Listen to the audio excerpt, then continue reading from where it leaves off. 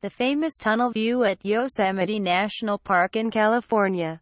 The view includes El Capitan on the left, Bridalveil Falls on the right and Half Dome in the background. The wife of a man injured during the latest rockfall at Yosemite National Park's El Capitan monolith on Thursday described the harrowing moments in which debris blanketed their vehicle and sent them and others scrambling for cover. Rachel Evans was with her husband, Jim, who was driving, and her sister and brother-in-law when massive chunks of rock separated from El Capitan and dropped hundreds of feet to the ground below.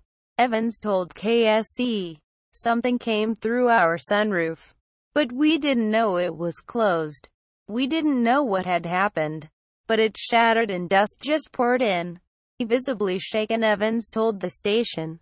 "So we were trying to outrun it and was like, go, let's go. And at the same time, my husband reached up and was like, oh, my head, because he was bleeding profusely." Thursday's fall was believed to be larger than the deadly fall the previous day, when a British tourist was killed and his companion seriously injured.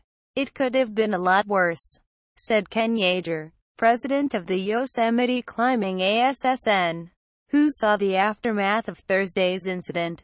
"From what I hear, we got really lucky. A rock the size of a golf ball could be fatal," he said, and he estimated Thursday's fall was 10 times bigger than the colossal chunk that broke off a day earlier. "That anybody survived, it just blows my mind," he said. Yeager was coordinating a park cleanup when he saw a dust cloud from about a mile away, billowing from the formation. Immediately, his phone began buzzing as people tried to figure out what had happened and emergency crews rolled to the scene. After Wednesday, "I guarantee there's no climbers climbing near that rock," he said. "If they were, they're crazy." On Wednesday, a sheet of granite the height of a 13-story building, about 130 feet long, 65 feet wide and in some sections 10 feet thick, separated from the rock face and dropped to the base of El Capitan. Officials said a couple was at the base of the cliff at the time of the crash.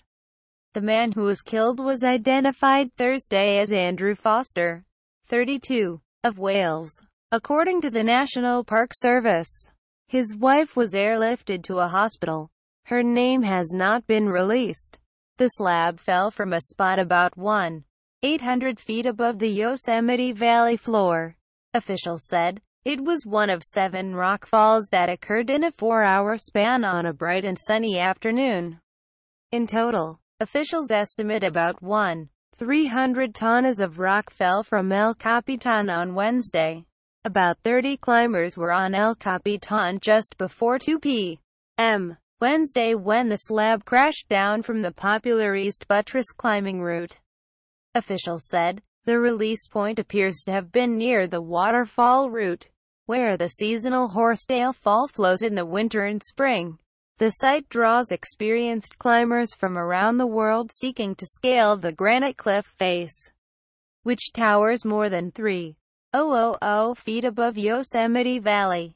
Dramatic photos posted on social media by witnesses showed a plume of dust billowing from the rock formation after the crash. After the dust cleared, a massive white scar was left behind. Yosemite Valley, with its steep, glacier-carved cliffs, has seen many rockfalls, though fatalities are rare. In more than a century of record-keeping, rockfalls at Yosemite have resulted in at least 17 fatalities, 85 injuries and damage to buildings, roads and trails, according to News and Park reports. Joseph Cerna at Law Times. Come for breaking California news. Follow at Joseph Cerna on Twitter.